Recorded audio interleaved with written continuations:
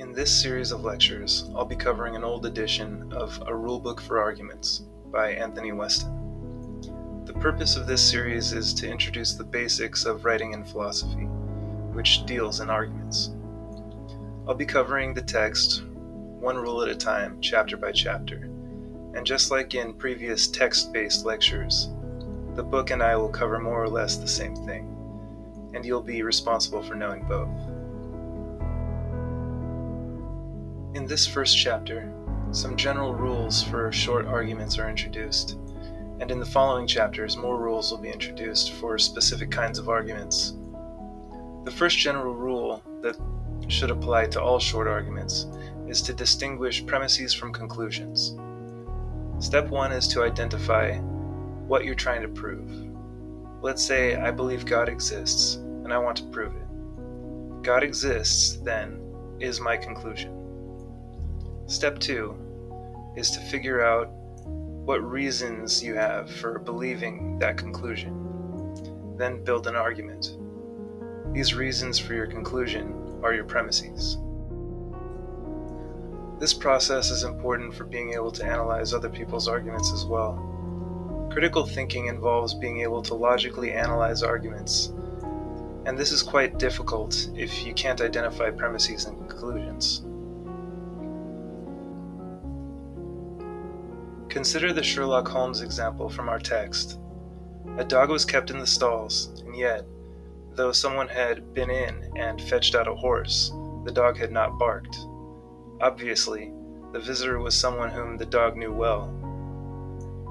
What is Holmes' belief that he is trying to prove? You want to present your arguments as clearly as possible, and the order you present your premises and conclusions can affect that. The Sherlock Holmes example is helpful again here. He presents his reasons to believe his claim first, and ends with a clearly stated conclusion. Let's put the gist of his argument into standard form. Premise 1. Someone took a horse in front of the dog. Premise 2. The dog didn't bark at the person.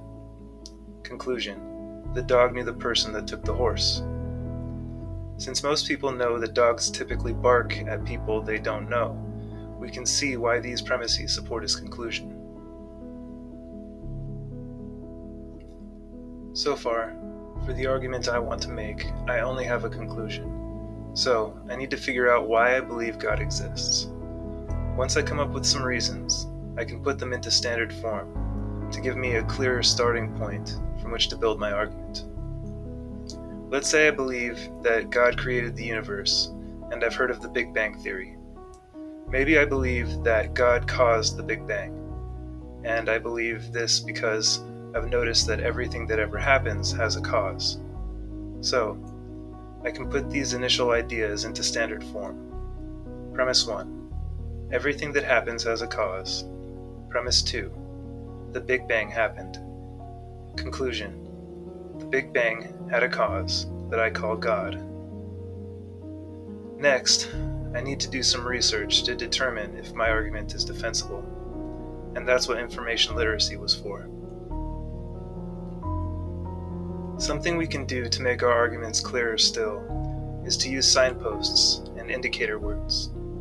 People don't always use these in their arguments, but when they do, it's very helpful.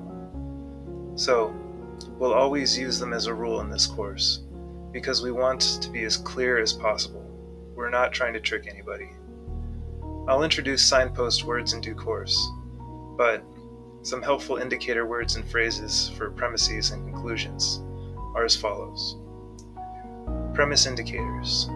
Since, because, given that, seeing that, for the reason that, or listing first, second, third, considering the fact that, and so on.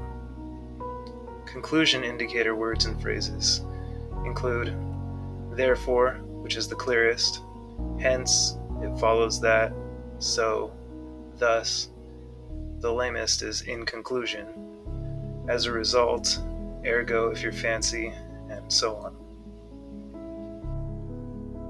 Starting from reliable premises is paramount. The research phase I just mentioned is the key to starting from reliable premises. As I research using my school's library databases, I'll find that the Big Bang Theory and the principle of sufficient reason are well supported and widely agreed upon. So, as long as my sources are credible, and I argue logically, these premises should be sufficient for my argument. In philosophy, it's also important to be concrete and concise. Sometimes people want to sound fancy and smart in their writing, so they fluff everything up to sound more elaborate.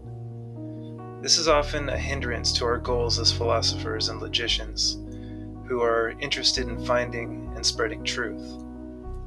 If people can't understand what you're saying, they can't enjoy the truth you're trying to share with them. Our text gives a great example of this problem, and I'm not even going to try to read it. For those whose roles primarily involved the performance of services, as distinguished from assumption of leadership responsibilities, the main pattern seems to have been a response to the leadership's invoking obligations that were concomitants of the status of membership in the societal community and various of its segmental units.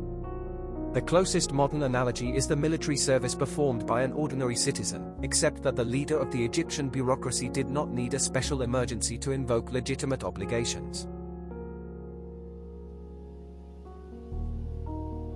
Yeah, this is unnecessarily fluffy, and ain't nobody got time for that when the author could have easily just said, in ancient Egypt, common people were liable to be conscripted for work.